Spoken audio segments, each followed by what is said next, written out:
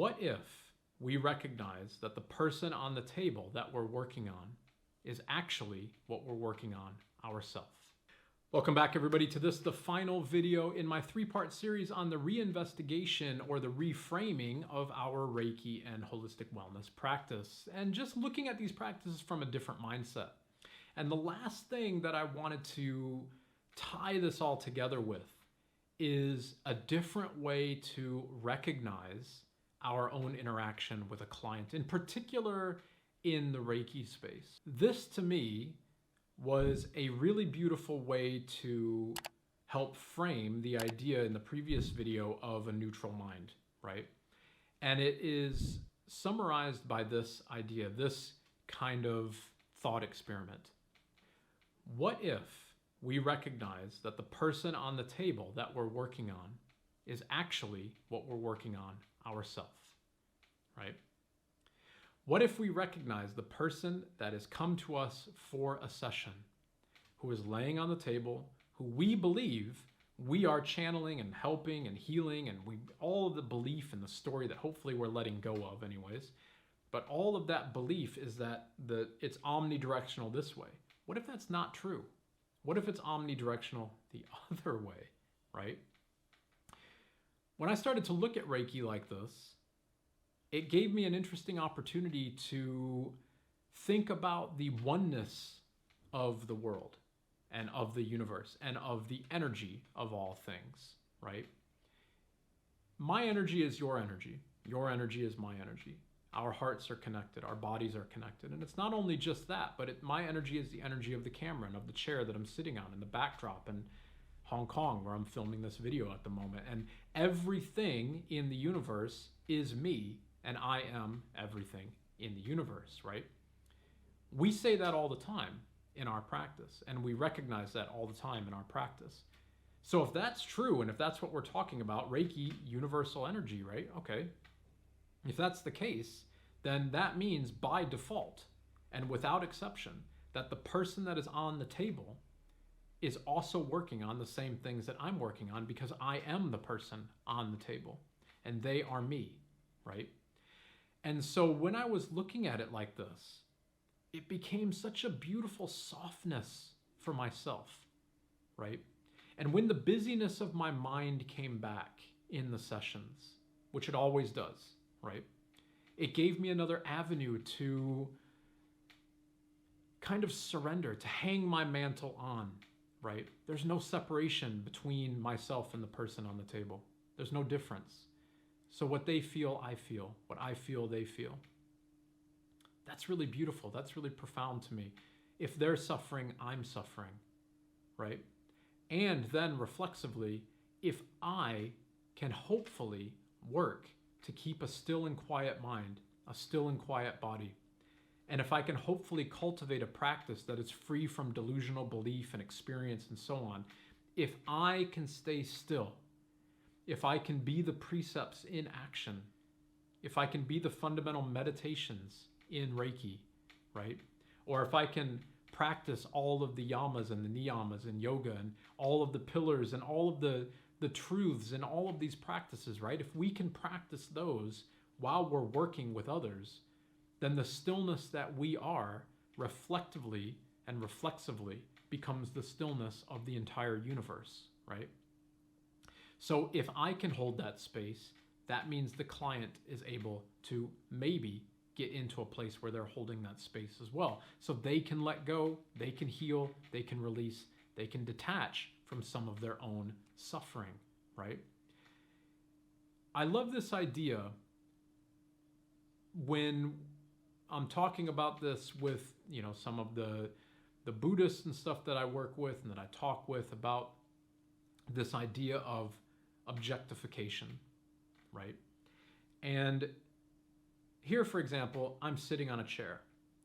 If I view the chair as a chair, right? If I view it as, this might be I appreciate that what I'm saying here might sound a little bit wacky, but just hear me out and just let's view this example that I'm giving as the relationship between myself and the client, right?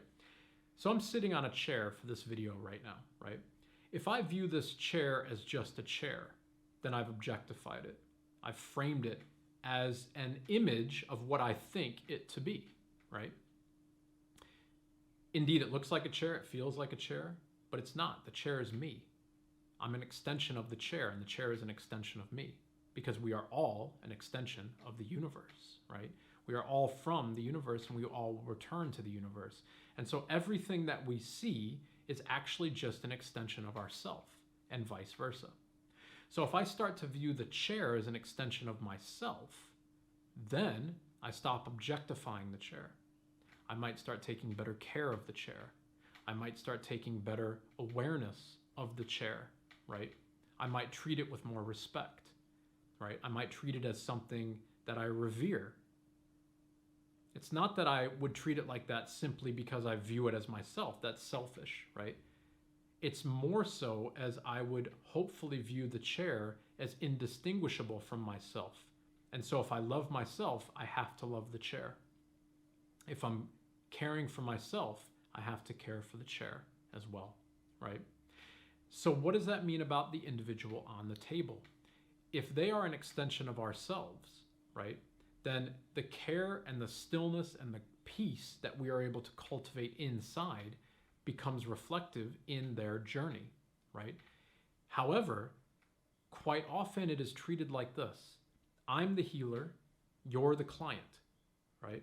So if I'm the healer, that means all of these statements are completely egotistical and far too hierarchical, so it's hard to even say it. But Reiki healing, I'm the healer, I'm the Reiki master, like all of that type of stuff means that I've somehow figured it all out. Right? It means that I've mastered this energy of the universe. It means that I've healed from everything. Everything. That's clearly not true because there's still suffering. If I am the universe and the universe is me, there's still suffering. So that means we still need to work, right? So we can't call ourselves these things. But if we do, if I call myself a healer and then the person comes in as the client, then again, that means that they're lower than me. I've already healed and they need my help, right? Okay, what if we become equal? And it's not to say, obviously, this is not to say that the person who is coming is not suffering, right? When I go see people, I'm going to see people specifically because I'm suffering. Maybe I've got a lot of anxiety. Maybe I've got health issues that I need help with. Maybe I just need to release. All of that is my suffering, right?